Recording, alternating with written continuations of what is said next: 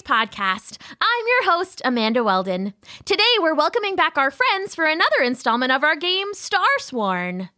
And I'm Daniel Hinds, and that's right. So let's get to the players, starting with my friend Nate Auger. Hi, I'm Nate Auger. I'm going to be playing Max Goodname, the human knight. I'm excellent at making friends. I can't stand for injustice. Wallace Q. Wallace is my best friend. I dream of being a hero of the realm. I once won the King's Tournament, and my new ability is my downfall is acting before thinking. That's right. Everybody leveled up after a couple sessions, meaning they get to add one new line to their character story. So that was Max, and now let's see Kelsie Lee. Hi, I'm Coralie, the elf cleric. I'm excellent at healing and wards. Max is my heart song. I stand out because of my kind spirit. My downfall is I'm easily spooked. I dream of peace, harmony, and wellness for all, and I once calmed an angry crowd. Thank you, Kelsie. And next up is Emily playing Wallace Q. Wallace. I'm Wallace Q. Wallace, wizard at large and master of illusion. I'm a human wizard. I'm excellent at casting spells. My downfall is I can be convinced to follow bad ideas. I can't stand bullies. My best friend is Max Goodname. I dream of someday developing my own defensive spells. And just last week, I recently once stopped a charging whale with my new magic. Excellent. So that is our cast. Of course, I'm Daniel Hinds, your storyteller, with Amanda Weldin helping me out and doing a lot of voices here.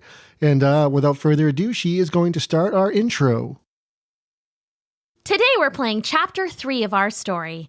If you'd like to play your own story, Chapters 1, 2, and 3 are available at storiesrpg.com. Chapter 1 and all the rules have everything you need to get started with your own games and are totally free.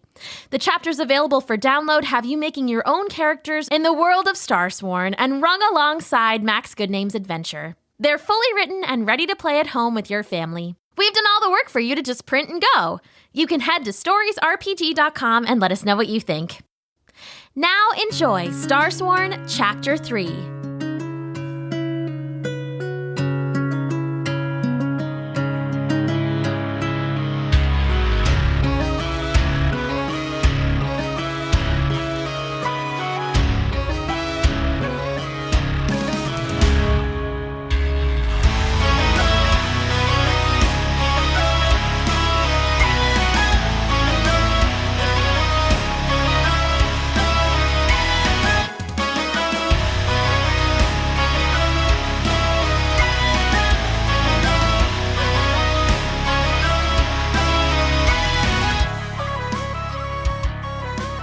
So before we get into it, just as a reminder, last time you guys discovered your Starsworn powers. Max, you were the Raptured Knight. Coralie, you were the Mother Bear. And Wallace, you were the Staring Sentinel. So with your star signs revealed by the Frog Witch, you went out and stopped a whale who had the sign of the Locust and was threatening to eat the crops for the entire kingdom. Once you did that, you were approached by Lady Bronzewyn, the Royal Arcanist, in charge of the Conservatory, the new school for Starsworn. And now we pick up our adventure. Traveling with Lady Bronzewyn, the Royal Arcanist, you wind your way through the kingdom. It's a comfortable ride in her arcane-powered transmotive carriage, and after a couple days of traveling, you see soaring towers in the distance, wound with ivy and mixed with beautiful trees. The Conservatory, Bronzewyn says, pulling down her goggles and smiling with pride. As you get closer, you see it's an old castle that has been allowed to merge with the forest around it. Trees grow through the buildings, some trees are the buildings, and everywhere flowers bloom and fireflies bob and glow like dancing stars. You pass under an arch overgrown with moss and enter a wide courtyard. In every direction, you see buildings mingled among the trees, and you start to get a feel for how sprawling the conservatory truly is. You don't have long to take it all in, though. As the transmotive rattles and hisses and clangs to a stop, a messenger runs from a nearby tree topped with a castle parapet. "Max! Wallace! Coralie!" she pants. "The king is here! He needs to see you right away!" With a clunk-clang, a set of steps unfolds from the side of the carriage. "Better not keep him waiting now," Lady Bronzewyn says. I'll see you tonight at the feast. You follow the messenger into the tower, a strange mix of natural wood and dwarven stonework. You climb a spiraling staircase of woven branches and come into a large room, richly appointed in thick velvets and lush, peachy moss, softer than any feather bed. The king stands to one side, looking out of the window at the conservatory grounds. You see a riot of colorful trees and flowers and stonework with strange plumes of smoke all dancing in the wind. On a distant tower, a crooked telescope juts into the darkening sky. The king turns to look at you with a familiar smile. Max and Wallace, getting into trouble as always, I see, and you've gotten Corley wrapped up in it too. Dear girl, I thought you had more sense than to get mixed up with these miscreants. These are not miscreants. I know, and I know the stars will choose who they will, and, well, for good or ill, they've chosen you. Your Grace? I take a knee. Oh, rise, Max, rise. You've done an excellent job. I heard you saved the kingdom, the three of you, from that locust whale. It was definitely a team effort. They did most of the work, actually. He's being humble. It was your beautiful voice that got us through it. I agree. I think it was me. Yes! Oh, no, I didn't. Yeah, Max went into the air and turned into a steel guy and fought a giant locust, so it wasn't really nothing, but I'll admit I also did stop a giant whale, which was pretty cool. Surely a team effort, King. Now, I'm glad you're here at the school, but unfortunately, you can't linger long. You're older, and you've proven your worth time and time again, and I'm afraid I must ask more of you now. That's what we're here for. Happy to serve. We've had reports of Starsworn out of control, ravaging the countryside, and none more than Parlo the Pink, who I think you'll remember. Oh, I do. How could we forget? Pile of the stink, more like. Oh, I've heard that before. He That's right, buddy. truly is a ripe man, but regardless, he is out there. But regardless, him and other Starsworn are out there, and some may be causing trouble, and others may be innocents, like the whale who just came into the power and don't know what to do with it, and, well, they need to be either brought to the conservatory or set free as you see fit. Including the building? We heard there was a building. The building, I don't think you could bring a building to a building, so maybe just set that one free, but that's not where we're going right now. Because also, we've had reports of someone called the Astronomer who is hunting for Starsworn and capturing them to some sinister end, no doubt. And on top of all of that, we have the Brig. Yeah, we met one of the Astronomer's henchmen, and he did not seem like he had the Starsworn's best interests in mind. Nope. Big No. Greg seemed pretty upset that we were out there on the trail. You met Big Greg? Yeah. He actually seemed not too bad. How big was he? Kind of big. Oh, Big Greg. Oh, and who's this? Oh, that's Peeper. Peeper, what is a peeper? He's a froglin. A froglin? What is that Oh, I see, some sort of frog goblin? Oh, has he helped you? Of course. Well then, brave Peeper, you are also an asset to the kingdom. What is he saying? He's saying thank you. Excellent. You're welcome, Peeper. But on top of all that, we have the Brig. He was the warden of the Iron Penance, and now I hear he is Starsworn himself and gone a little mad with the power. I think he went down with the ship, though. Well, maybe he went down, but he has risen again. Turns out Starsworn are not as easy to kill as that. And he is out in the countryside, and we have word that he is using his new power to obliterate criminals as judge, jury, and executioner. Oh, that's terrible. Yeah, we'll have to put a stop to that. Indeed you will, but carefully. The Brig, even as a human, was no one to trifle with, and now with these Starsworn powers, I fear you may be overmatched. Well, the last time we faced off against him, we didn't even know that we were Starsworn, so maybe this time it'll be easier. I hope so. I love your optimism, Max. Thank you. Max, not good at taking compliments. I'm going to talk with Lady Bronzewood and my generals and figure out where to send you first, but in the meantime, I believe there's a feast you might want to attend. Well, that's good, because I'm hungry. I could eat. How gracious you are to have us for dinner. Oh, it's all Lady Bronzewyn who runs the conservatory. Be sure to thank her. We will. Let's go to the feast. I hope they have nachos. And carrots. And pie. You're in luck. They have nacho carrot pie. Oh. A rare delicacy. Yeah, I don't like them all together, but Oh, well, that's what they're serving. Enjoy. thank you. Thank you, Thank King. you, King. All right, I'll try it. It's early evening when you leave the tower, with the sky softening to shades of purple. Fireflies and will-o'-the-wisps chase each other through the trees, bathing the pathways in a gentle yellow light. A student, a sullen Vulpin, a foxfolk girl named Nandy, leads you to the dining hall.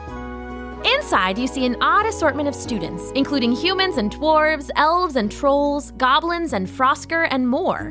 There's even a hippofowl with its face buried in a bowl of punch. They're all chatting at tables that seem to grow out of the ground, seated on stumps and mushrooms and wide plank benches. At the far end of the hall, Lady Bronzewyn steps onto a raised stage and lets loose a noisy sparkle of arcane energy. All the students stop talking and turn towards her respectfully. Here are the heroes of the hour, living proof that the stars are not wicked, but wonderful. Max Goodname, Corley Anders, Wallace Q. Wallace, and the Peeper, is it? When a whale possessed by the sign of the locust wreaked havoc on unsuspecting farmers, threatening the entire realm with starvation, these heroes used their power to calm and heal the raging spirit and return it to the sky, where it now shines down and gives us all hope. You, all of you, are here because you are like them.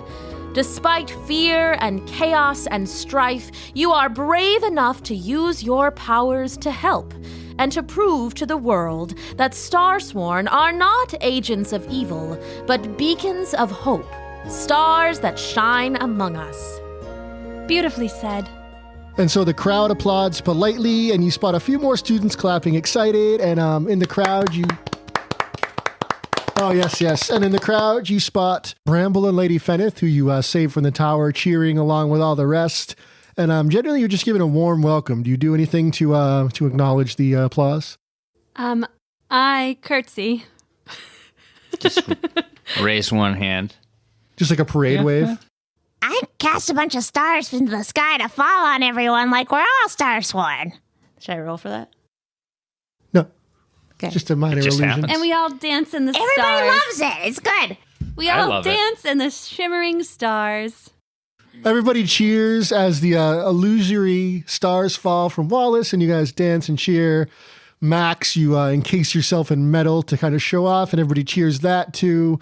And you guys tell the story of how you stopped the whale, and it's just kind of in general a great night. And you eat a delicious meal, and afterwards you find your way back to the dormitory. Wait, later in the evening, after I've eaten a bunch of nachos, I also turn myself into a bear and then make my skin look like it's metal to make it seem like I have all the powers that everybody has. Everybody thinks it's great. They lose their minds. They ask you how you do it. Everybody goes wild, and Max, they ask you to turn into a bear too. Let me see. And my shield just keeps going on and off over and over again. And then I turn him into a big bear. Wow. Everybody loves it. Big applause. So you head back to your dormitory, find it beautifully appointed room, tall windows, lots of moonlight streaming through. So you come in the room and there is a triple stack of bunk beds in the dormitory, each one with a little curtain you can close off. And you guys all rush in and claim a bed. I'll take bottom bunk.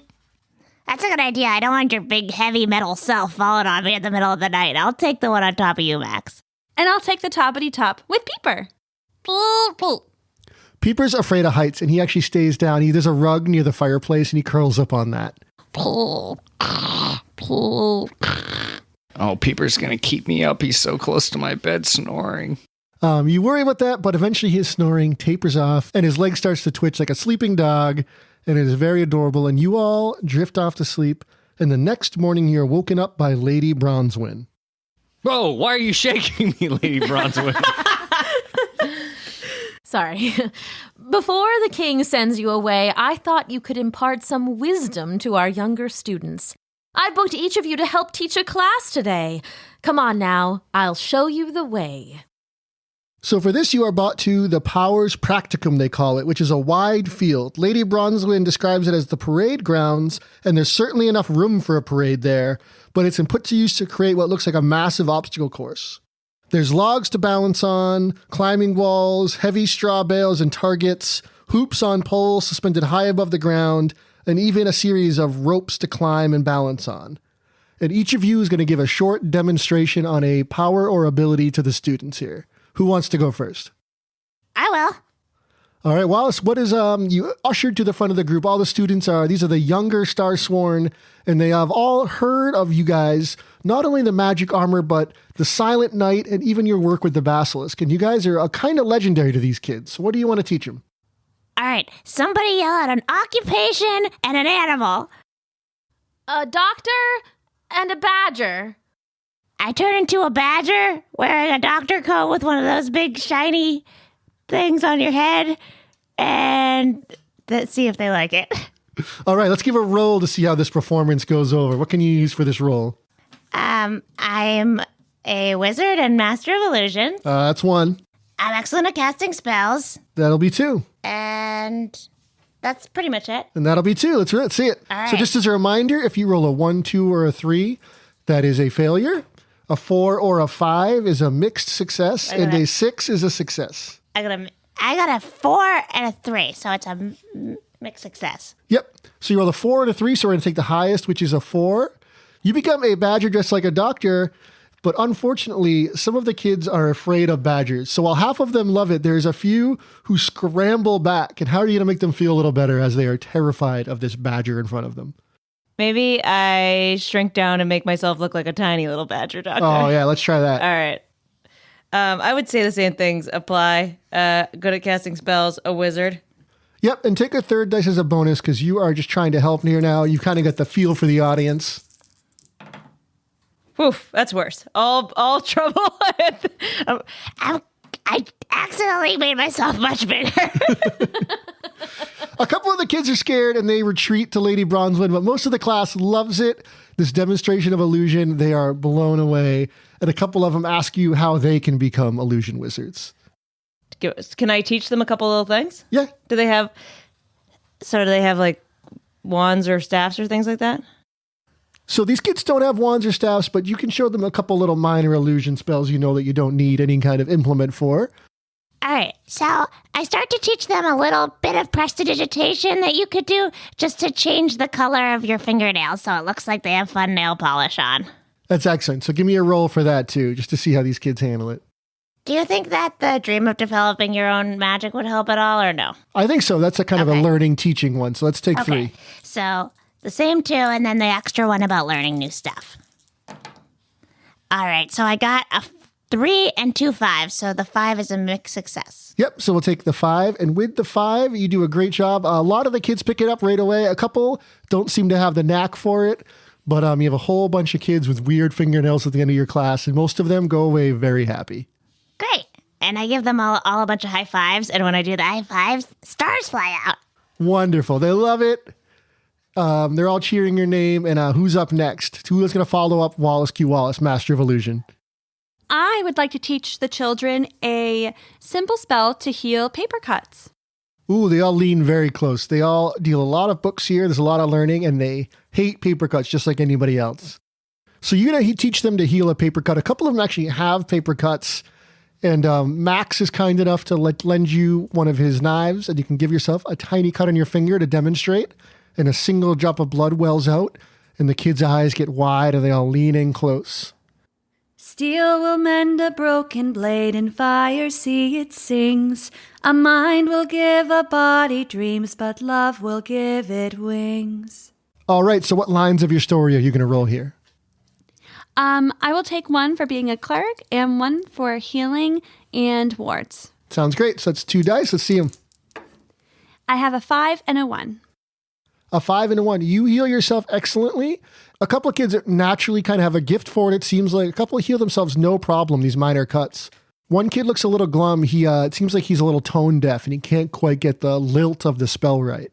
I am going to, is he angry?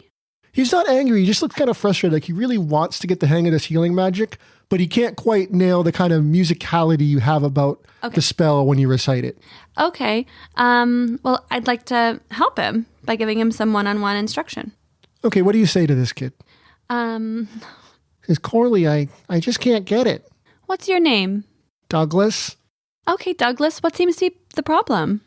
I've never been a good singer and I can't get it to sound right. It just comes out all croaky and my paper cut's still here and it just stings. Oh, Douglas, I wouldn't worry so much about the cadence of the words. It's more about the cadence in your heart. Cadence in my heart? Speak the words from your heart. All right.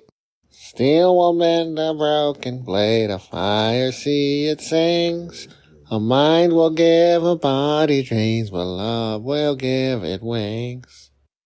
Well, what are you going to roll to help Douglas here? Elf cleric. Yep. Excellent at healing and wards. Yep. And I think I'm going to roll for peace, harmony, and wellness for all. Yeah, that's a good 3. I think that's fair. You're trying to encourage this boy's spirit. I got a 2 and 2 4s. So the 4, it's a mixed success. So he doesn't quite get it. You can tell he's not quite there. But you kind of under your breath kind of sing it with him and it does heal over. It's mostly you doing it, but you kind of let him have that victory and he goes away feeling a little better about himself. Great job, Douglas. It was so nice to meet you. Keep practicing. So Douglas smiles at you and you know that doesn't quite get it. He might have a little trouble in the future, but you've made him feel good today. And everybody in your class is very happy about it. And the couple kids that picked it up fast are going around healing the kids who couldn't. And overall, they're very impressed with your lesson. But now, Bronzewing comes up to announce Max Goodname, and the crowd draws together with bated breath. All right, kids. So I've been thinking about it, and if you're going to be doing some heroing, the thing you really need to learn how to do is how to take a fall. So just line up here, and I'm going to push you all over. Wait. First. I'll show you how it's done first. So I normally would just fall over, but now that I have my new power, I'm going to try this out. So I use the power of my star and encase myself in the power of my shield. So you're covered in this magic silver armor now? And I fall over, and it looks great, and everybody applauds. I'm not going to make you roll to fall over, but all the kids cheer, and now the first kid comes up. All right, so I tell them, if you're falling, you want to land on the flattest part of your body. Make sure that you're, dispersing the weight. And Yeah, push me. All right, but I want to make sure you're not going to get hurt because I'm going to push you pretty hard. All right, and I push this kid. All right, so what are you going to roll for pushing this kid? Wallace Q. Wallace hates bullies. Hey, Wallace, you stay out of this. They need to learn. All these kids are going to fall eventually. So I think teaching other kids how to be knights applies. So I'm going with human knight. All right. I'm making some friends with these kids. Okay, I'll give you making friends. And then teaching the kids how to be heroes of the realm as well. All right, I think you can get 3 on this. They're pretty stoked on you, and they're very eager for this hero training. All right, and I push him, and I get a 4, 5, 6. So you take the highest, that is a 6. That is a success. You push this kid, and even though it seemed like he was too excited, he hits, and he does a perfect little back roll and springs to his feet, throws his arms up, and all the kids burst into cheers, and there is a line of kids demanding to be pushed next. Push me! Oh, that was excellent form. Great job. You're natural. Yeah, and so about 30 kids later, all of whom are pushed more or less successfully, they seem to kind of have it down. You're actually a good teacher in the end.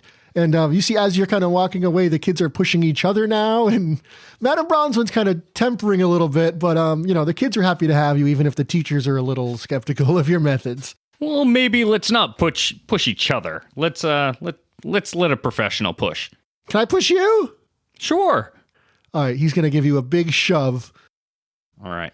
He's probably not going to be able to push me over No, by he's himself, but very I'm going to be weak. very dramatic about it. Yeah, this is more of an act for you. All right. So I go 5 feet backwards, jumping off the ground. All the kids cheer. They love it. They pick this other kid up. And everybody's just going nuts from your class. The three of you, Wallace, Corley, Max. Peeper. And Peeper is there too. One of the kids asks if Peeper can teach a class. And Lady Bronzewing shuts that down fast. She's, Let's not blind the children. But anyway, you guys do a successful teaching. And after that, you are called back to the king. So you're brought back to the tower and you see the king sitting there. And he says, I heard you three were little teachers today. Yeah, it was great. Had a lot of fun. I saw you pushing children by the dozen in the courtyard. That's why it was a lot of fun. I turned into a big badger. It was so great to spend time with the kids here. It's nice to see that they're interested in learning and really excited about powers. Well, it's important to have role models like you to look up to because there's a lot of stigma about the Starsworn. And, well, it's good that they know that you can be heroes as well as, all the negative things that are said. Bloop, bloop. All too true, Peeper. And now I have graver news. It seems we have your first mission already. I hope to give you more time to rest, but a new figure known as the Radiant has seized the city of Bastion. The Radiant is likely a Starsworn, so you need to go in, I'd say, low profile. And once you do, you need to figure out what exactly they are doing there trying to take over this city. I fear the worst. We've heard from the lore mothers that Bastion was originally built to protect something deep within the mountain it's built on. And we can't have a rogue Starsworn gaining whatever magics may dwell beneath. Is there any possibility that it's a good Starsworn? No, unfortunately, they've seized the city and they are declaring themselves independent from the crown. That's terrible. That's really terrible. Anybody who doesn't agree with this so-called Radiant is being expelled from the city with just whatever they have on their backs and nothing more. Is that where we heard about this from? Is the people who have been forcibly expelled? Yes, we have reports from the refugees. And did any of the refugees have any intel about what dangers we might face? Unfortunately, we don't have any information. We know that there is a crew, and we believe to be Starsworn by the way they apparently flew into the city. And there is more than one, but they are led by this figure known as the Radiant, and they are unkind, let us say. But they seem to be remaining out of the public eye for now. Are all the refugees okay? The ones that have gotten out are okay. If any stayed behind and tried to offer some resistance, we don't know what might have happened. So wait, is the Radiant a group or an individual? The Radiant is an individual, but he is commanding now a small army of loyalists. Well, these guys sound like some real bullies. That's one thing I know. It sounds like a really dangerous quest. I'm a little nervous. It's no gonna be more okay. dangerous than jousting without armor, or for that matter, fighting a basilisk, or the Silent Knight, or a giant whale imbued with the spirit of a locust. So I trust you lot can handle it. You are...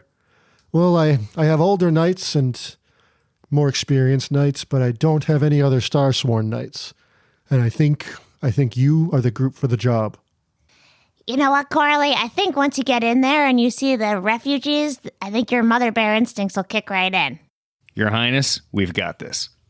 Good. And before you go, we've heard from the lore mothers about what the city is guarding, but we've only had vague reports, scraps of legend.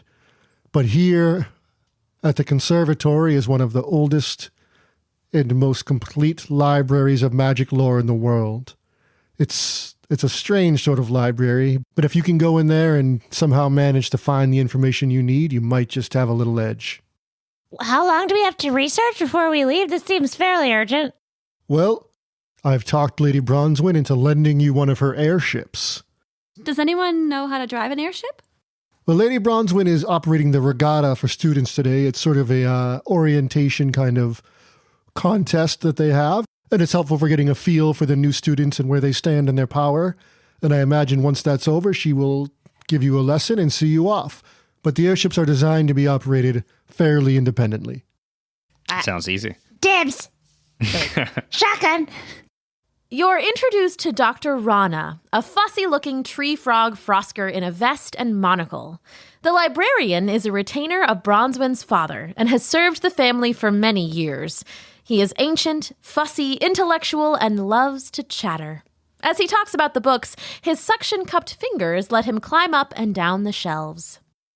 Oh, welcome to the most gorgeous and immense library of magical knowledge in the known world, which I have the humble task of caring for. This is no small matter, as I'm sure you understand, given that all magical knowledge, especially when accumulated in great amounts, is prone to, well, shall we say, life? So, this library, this generous and broad-leafed behemoth, is home to riddles, living books.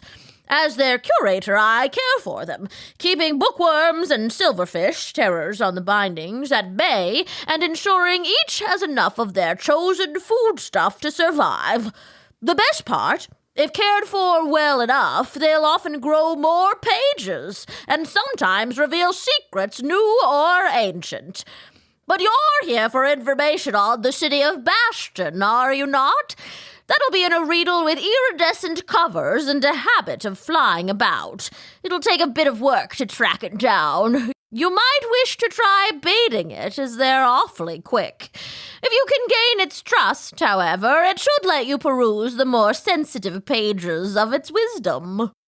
And with that, the old fussy Frosker throws open these double-wide doors, and you see the inside of the library. It is a room hundreds of feet tall, interwoven among a tree, the shelves built into the wood itself, and everywhere books scuttle and fly and flap. And somewhere in this endless maze of living books is the information you need. What's wrong, Peeper? I think he's afraid of the moving books. Okay, Peeper, you wait in the breezeway, and we will handle the riddles. I gotta admit, I'm judging these books by their covers. These riddles are about to get riddled. That one drooled on me. Ah, lucky.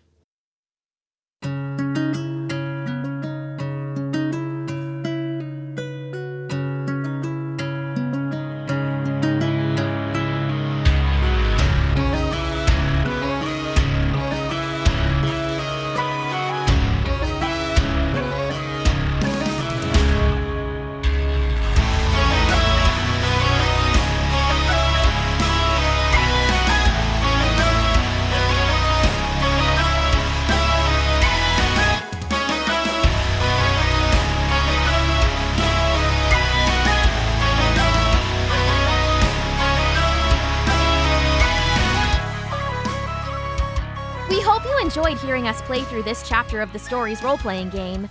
Remember, if you want to play along at home, chapters 1, 2, and 3, plus all the rules and everything you need to get started, are available at storiesrpg.com. Then you can play and act out your own Starsworn adventure with all your friends and family.